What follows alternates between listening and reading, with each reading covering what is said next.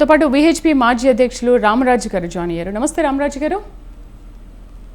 నమస్తే రామరాజు గారు, సుప్రీంకోర్టు తీర్పు ఇచ్చిన నేపథ్యంలో కూడా రాష్ట్రాలకు సంబంధించిన హైకోర్టులో ఈ విధంగా వ్యతిరేకంగా తీర్పునివ్వడం పట్ల మీ అభిప్రాయం ఏంటి? ఇంకోటి ఏంటంటే, ఇప్పుడు స్కూల్లో ఉన్నప్పుడు ఒక డ్రెస్ కోడ్ ఉంటుంది, స్కూల్కి ఈ డ్రెస్ వేసుకెళ్ళాలి రోజు అనేది ఉంటుంది. కొన్ని కాలేజ్లో కూడా inter first year second year వరకు కొన్ని డ్రెస్ కోడ్ ఫాలో అవుతూ ఉంటారు. బట్ హిజాబ్ కూడా ధరించొద్దు అనే కోడ్ ఎవరు తీసుకొచ్చారు? అలాంటి రైట్స్ మనకి లేవు కదా.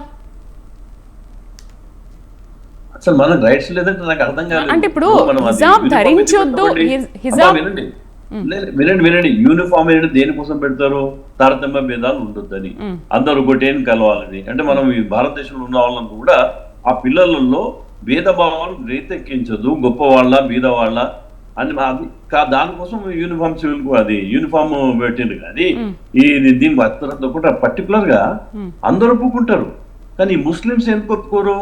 వాళ్ళ లైన్ వాళ్ళది ఏంటంటే, ఎస్ మేము అందరితో వేరు, మేము ప్రపంచంలో ఉన్న వాళ్ళతో వేరు, మేము ప్రపంచంలో ఉన్న అందరితో మేము కలవము. అది వాళ్ళు చూడండి, మీరు ఎక్కడైనా కానీ ఇంతెందుకైతే ఈ గడప వీళ్ళంతా కూడా అల్లరి చేయడానికి, వాళ్ళ యొక్క అది ఐడెంటిటీ చూపించడానికే కానీ నిజంగా వాళ్ళ మనసులో ఉంటుంది. మీరు కర్ణాటక 2 సంవత్సరాల కింద జరిగింది, అమ్మాయి హిజాబ్ అన్నది అందరు షేర్ని అది అన్నారు. బట్ ఆ అమ్మాయి మళ్ళీ లో దుస్తులు చిన్న దుస్తులు వేసుకొని తిరిగిందా లేదా, చూస్తామా లేదా? అంటే నిజంగా వాళ్ళకు ఇరాక్ ఉంది, ఇరాన్ ఉంది. ఇరాన్ లోపల ఏం జరిగిందండి? 50 సంవత్సరాల కింద మంచి ఫార్వర్డ్గా ఉండేది షా ఉన్నప్పుడు. దాంట్లో ఆయతుల్లా కొమ్మని వచ్చిన తర్వాత ఏమైంది? మొత్తం ఇస్లామైజేషన్ చేసిండు. మళ్ళీ ఇప్పుడు ఏమైంది? మళ్ళీ వాళ్ళు లిబరల్ దానికి పోతున్నారు కదా. అంటే ప్రపంచం లోపల ఇప్పుడు షా ఉన్నప్పుడు ఏముండే, ఇస్రోతో కూడా ఆయన ఫ్యాక్ట్ చేసుకున్నాడు. అంటే ప్రపంచం ఎటు పోతుంది, మీరు ఎటు పోవాలనుకుంటున్నారు? ముస్లిమ్స్ ఎంతసేపు కూడా వాళ్ళ యొక్క దీనిలో మంచి నిజంగా చెప్పాలంటే వీళ్ళు వెనుకబడుతున్నాము, వీళ్ళు ఈ రోజు అభివృద్ధి చెందుతాను వాళ్ళు ఉండరండి. ప్రపంచం అభివృద్ధి చెందుతున్న దాంతో ఉండరు. మనం ఉన్నాము, మన దగ్గర లేదా? పూజ చేసేటప్పుడు మన వాళ్ళు లేడీస్ ఇదేది నెత్తి మీద కప్పుకోరా, కానీ దాన్ని ఏమో మీరు వెనుకబడతారు అనమాట. ఈ సుప్రీంకోర్టు కూడా హిందువుల గురించి ఏమో చాలా ఇదిగా మాట్లాడుతుంది, ముస్లిమ్స్ అనేది అతి ఉత్సాహంగా వచ్చి వాళ్ళ యొక్క హక్కులను కాపాడడానికి మొదలు పెడుతుంది. మనం ఇంతకుముందు చూసినాము. శబరిమల ఉంది అమ్మా రామరాజు గారు, సుప్రీంకోర్టు తీర్పును తప్పు పడుతున్నారా మీరు? సుప్రీంకోర్టే కాదు, మన భారతదేశంలో ఉన్నట్టు ఈ సెక్యులర్ వాదులు ఎవరైతే ఉన్నారో వాళ్ళ మతి భ్రష్టించింది. నిజం చెప్పాలంటే వాళ్ళు ఏది నిజము, ఏది తప్పు, ఏది మనకు ఉపయోగం అనేది కూడా మర్చిపోయి అత్యుత్సాహంతో వాళ్ళని ప్రోత్సహిస్తుంది. నిజంగా ఈ రోజు ముస్లింస్ ఈ విధంగా ఆతంకవాదులుగా, రూఢివాదులుగా, మతవాదులుగా తయారు కావడానికి కూడా మన ఈ యొక్క ఉన్నటువంటి ఈ సెక్యులరిస్ట్లే. లేకపోతే వాళ్ళు కూడా ఎందుకు ఒప్పుకోరు? అమెరికాలో ఎందుకు ఒప్పుకుంటలేరండి? అమెరికాలో లేరా వాళ్ళు? చైనాలో లేరా?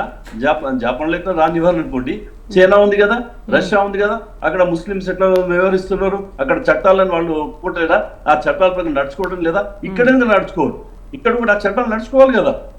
మనం భారతీయులా కాదా? వాళ్ళు భారతదేశంలో భాగమా కాదా? భారతదేశంలో అన్నప్పుడు భారతదేశంలోగానే ఉండాలి. వాళ్ళు ఎంతసేపు వాళ్ళ ఐడెంటిటీ కాపాడడానికి చూస్తారు, కానీ తప్పది. అంటే వాళ్ళు ఎప్పుడు కూడా మేము వేరు. నాకు చాలా జ్ఞాపకం ఉన్నది, మన దగ్గర అంగాలు ఉన్నాయి కదా, దానం ఉంటుంది, ఇది కళ్ళు దానము, తర్వాత హృదయ దానం, ఇవన్నీ ఉంటాయి. దానికి వాళ్ళు ఒప్పుకోరు, దాన్ని కూడా వ్యతిరేకించారు. బ్లడ్ కూడా డొనేట్ చేయరు వాళ్ళు, కానీ వాళ్ళకి హాస్పిటల్ ఉంటే వాడు బ్లడ్ కావాలి, గుండె చనిపోతే వాడికి కావాలి. ఎక్కడి నుండి వస్తుందండి? నువ్వేమో దానం చేయవుగా నీకు కావాలా? అంటే వాళ్ళు ఎంత రూఢివాదులు, వాళ్ళు ఎంతసేపు మతమౌఢ్యంతో వ్యవహరిస్తున్నారు. కానీ నిజంగా ఇవన్నీ కూడా వాళ్ళకు తెలియదా? అన్ని తెలుసు వాళ్ళకి. అదే చెప్తున్నారు కదా, మీరు ఇదే అమ్మాయిలు, ఏ అమ్మాయిలు అయితే ఈ రోజు ఉందో వాళ్ళని మీరు బయట పోయినప్పుడు చూడండి, వాళ్ళు మంచిగా మామూలుగా దుస్తులు వేసుకొని తిరుగుతారు. ఇక్కడ కావాలి. అది కూడా ఈ ముస్లిం యువకులు యువత ఉన్నారు, మౌలాలు ముల్లాలు, వాళ్ళని ప్రేరేపించి వాళ్ళకు వ్యతిరేకంగా వాళ్ళు చేస్తున్నారు. కానీ నిజంగా వాళ్ళు కూడా ఒప్పుకోరా?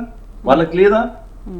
వాళ్ళు సమాజంలో ఉండాలని ఉండదా? వాళ్ళకి ఉంటుంది, కానీ ఇప్పుడు వాళ్ళు ఏంటంటే వాళ్ళ సంప్రదాయాన్ని వాళ్ళు ఫాలో అవ్వాలనుకునే కదా హిజాబ్ చేసుకుని మరి ఇంటి నుంచి వస్తూ ఉంటారు. అందరికీ ఉంటుంది. ఇప్పుడు మేము సంప్రదాయాన్ని తప్పు పట్టట్లేదు, ఇంట్లో చెయ్యి. స్కూల్లో ఏంటిది? అందరితో ఉండు, నువ్వు అందరితో పాటు ఉండు. నేను ఎక్కడ కూడా బ్యాన్ చేయలేదే, రోడ్డు మీద పోవడానికి బ్యాన్ చేయలేదు. స్కూల్లో మాత్రము అందరు సమానము, అందరు కలిసి ఉండాలి, అది చెప్పింది. కానీ మీరు మీ బ్యాంక్ నమాజ్ చేయడం లేదు, హిజాబ్ తొడగొద్దని లేదు. స్కూల్లో మాత్రం యూనిఫామ్ ఎందుకున్నది? అందరు సమానం చెప్పడానికి. అక్కడ మీరు హిజాబ్ అంటే తప్పది. అంటే ఎంతసేపు మీరు మీ ఐడెంటిటీ కోసం చూపించడానికి. నిజంగా చెప్పాలంటే అమ్మాయిలలో పాపం ఉండదు, అందరు కలిసిపోవాలి. మీకు తెలియదేమో, మీరు స్కూల్లో పిల్లల్ని అడగండి, వాళ్ళు కూడా బొట్టు పెట్టుకుంటారు అందరిని ఫ్రెండ్స్ దగ్గర తీసుకొని. ఇక్కడ రాగానే తీసేస్తారు. ఎందుకంటే వాళ్ళ యొక్క రూఢివాదులు ఉన్నారు కదా, మత మోటివ్లు, వాళ్ళతో భయపడతారు. వాళ్ళు కానీ వాళ్ళు నిజంగా సమాజం తిరగాలని ఉంటుంది వాళ్ళకి. ఇరాక్ లో చూడండి, ఈరోజు ఇరాన్ లో ఏం జరిగింది? ఇరాన్ లో వాళ్ళంతా ఎంత పెద్ద రెవల్యూషన్ జరిగింది. ఈ రోజు అక్కడ హిజాబ్ లేదు, బుర్కా లేదు, ఏం లేదు. తప్పేమున్నది అక్కడ? అసలు నిజంగా ఈ బుర్కా వెనకాల మీరు వింటి విచిత్రపోతారు.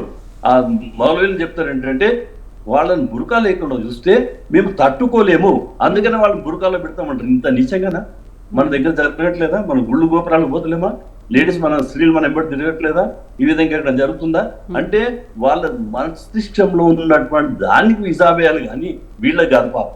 ఆ మౌలవీలకు దాని గురించి మనకంటే కూడా అహ్మద్ గారు బాగా చెప్తారు. మస్తిష్కంలో ఉన్నట్టు దానికి బుర్కా వేస్తే మంచిది.